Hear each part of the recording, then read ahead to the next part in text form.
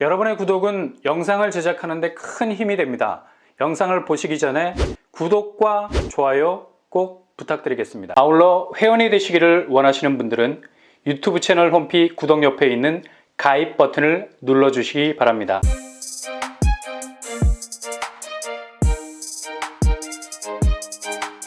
안녕하세요. 뻔뻔한 목도빠입니다. 서울에서 그래도 제일 잘 나간다고 불리던 곳이 있죠. 일단 최근에 지식산업센터가 곳곳에 들어서고 있고 주변 상권도 활발하게 조성이 되어 있는 관계로 상당한 집값 상승률을 보이던 곳이었습니다. 어떠한 부동산 조정기가 와도 끄떡없을 것 같았던 곳이었는데요. 바로 마곡이 하락세로 뚫려버렸습니다. 이건 어찌 보면 굉장한 충격이라 볼 수 있습니다. 물론 급매로 나온 물량을 소화한 측면도 없지 않아 보이기는 하는데요. 그래도 이 정도 수준까지 아파트 매매가 하락폭을 기록할지는 누구도 몰랐을 겁니다. 바로 그 주인공은 마곡 13단지 힐스테이트 마스터입니다. 이번에 매매가 이루어졌는데 5구제곱이 9억 8천으로 거래가 됐어요. 겉으로 보면 5구제곱이 그것도 10억에서 살짝 내려온 가격인 것 같은데 하락폭이 크다는 말에 고개가 갸우뚱할 수밖에 없습니다. 그러나 일단 하락폭은 직전 거래가와 비교가 돼야 되죠. 작년 10월에 거래된 가액이 13억 8천이었습니다. 이렇게 단면만 봐도 마곡의 열기가 얼마나 뜨거웠는지 그냥 가액만 봐도 볼이 뜨거울 정도죠. 지난해 2021년 5월부터 2022년 5월 사이, 그러니까 금리 인상이라는 파고가 본격적으로 몰려오기 직전 마곡의 집값은 강남과 용산을 훌쩍 뛰어넘는 수치를 가지고 있었습니다. 당시 서울의 평균 집값 상승률은 9.89%, 근데 이 평균율을 완전히 깨뜨린 곳이 바로 마곡이었죠. 무려 14%가 올라서 서울의 집값 상승률 단독 1위를 기록하는 기염을 토해냈습니다. 이렇게 압도적인 상승률을 기록한 이유는 바로 마곡의 주변이 본격적인 개발이 시작됐기 때문입니다. 마곡 지구에는 LG그룹 계열사를 비롯해서 대기업들이 곳곳에 들어서고 있었기 때문이죠. 그리고 부족했던 상권도 본격적으로 조성이 되고 있었죠. 이러니 마곡을 슬쩍 지나는 사람들의 눈에는 도저히 오를 만한 인프라 조성이 전혀 안 되었던 것 같은데 왜 여기 집값이 미친 듯이 오르는지 이해가 안 됐었죠. 일단 새로 들어설 산업단지 자체가 완벽하게 그 그림에 맞게 세팅되지 못했기 때문에 늘 어수선하게 보였을 뿐입니다. 그러니 맞춰져가는 퍼즐의 중간만 늘 보는 사람들의 눈에는 언제나 미완의 장소였던 거죠. 그러니 이후 완벽하게 마스터 플랜대로 마곡이 자리를 잡게 되면 굉장한 파급력을 가진 입지가 될 것은 분명합니다. 근데 최근 악재를 만났죠. 바로 금리 인상과 경기지표 하락으로 부동산 시장이, 그것도 서울은 대표적인 빙하기를 맞이하기 시작했습니다. 요즘은 대출 비율이 조금 높다 싶으면 이걸 폭탄으로 생각하죠. 오늘 날짜로 코픽스가 2.9% 오르면서 주택담보대출 그리고 전세대출 금리가 최대 0.52% 오르는 상승폭을 기록했습니다.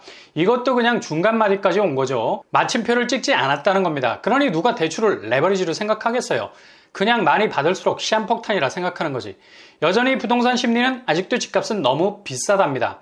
솔직히 상승분을 반납하기에는 지금 집값 하락세가 그리 심각해 보이지 않는다는 거죠. 서울은 2021년 6.58% 올랐는데 2022년 하락폭을 긋고 있는 지금도 상승분 대비 0.51%밖에 빠지지 않았죠. 그러니 아무리 서울에서 1억이 떨어져도 눈 하나 깜짝하지 않는 겁니다.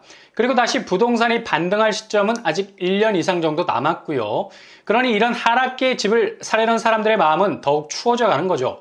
그동안 집값이 얼마나 올랐으면 서울 지역 청약통장 가입자가 지난달 대비 625만 1,306명으로 4,118명 정도가 급감했습니다. 이게 숫자적으로 별 차이가 없어 보여도 한 달간 청약통장 가입자가 이렇게 줄어들었다는 건 서울 쪽에서 내 집 마련의 승부를 걸어보겠다는 심리가 얼마나 꺾였는가를 알 수 있는 대목이죠. 이런 상황을 그대로 반영하고 있는 데이터가 바로 상반기 아파트 매매가 10년 만에 최저라는 것 아니겠습니까? 상반기 전국 아파트 매매거래 총액은 48조, 2012년 44조 원이었을 때 이후 가장 적은 거래 총액이라 하죠.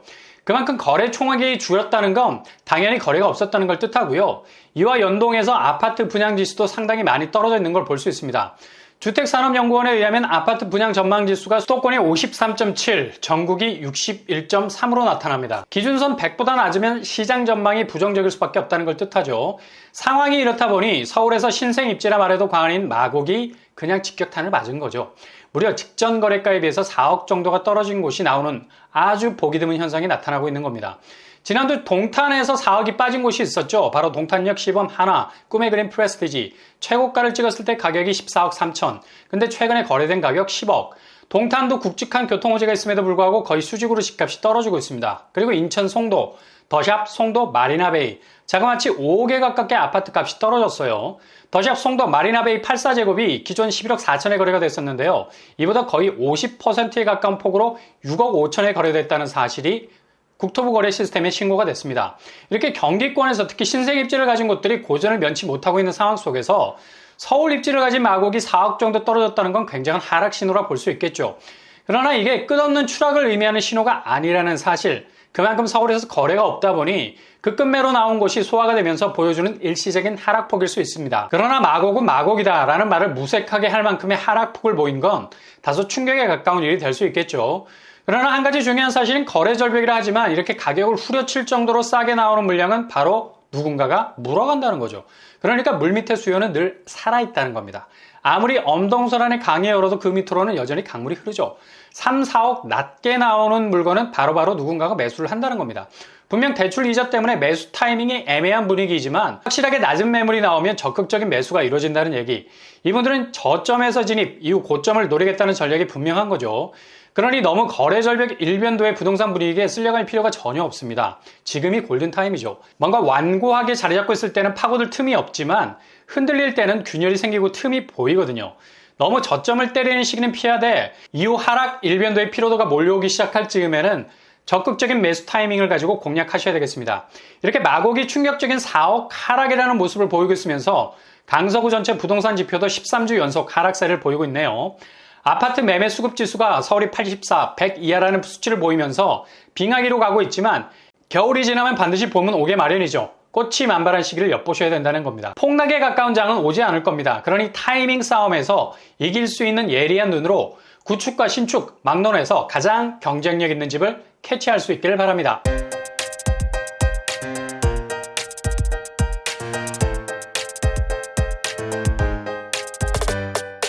오늘의 부동산 캐리어처 마곡이 뚫렸다 4억 이상 하락폭을 기록한 곳이 나왔습니다. 본격적인 하락세를 보이는 징조일 수 있지만 실은 저점을 찍는 상황 속에서도 이유를 도모하는 매수사가 있다는 점도 기억하시기 바랍니다. 내 집 마련을 가장 효율적으로 하기 위해선 이렇게 선별적인 매수 타이밍도 필요하다는 얘기죠. 내년까지 서울 수도권 아파트 값은 하향 추세로 갈 겁니다. 금리도 계속해서 오를 거고요. 그러나 이런 위기로 인해서 움츠려 있다가는 다시 반등 시점에서 벼락거지라는 말이 또 등장하게 될 겁니다. 그러니 가장 소신 있는 마이웨이를 가실 수 있길 바랍니다. 항상 여러분의 길이 꽃길만 되실 수 있기를 바랍니다. 이상으로 뻔뻔한 복덕방을 마치겠습니다. 구독과 좋아요 부탁드립니다. 감사합니다.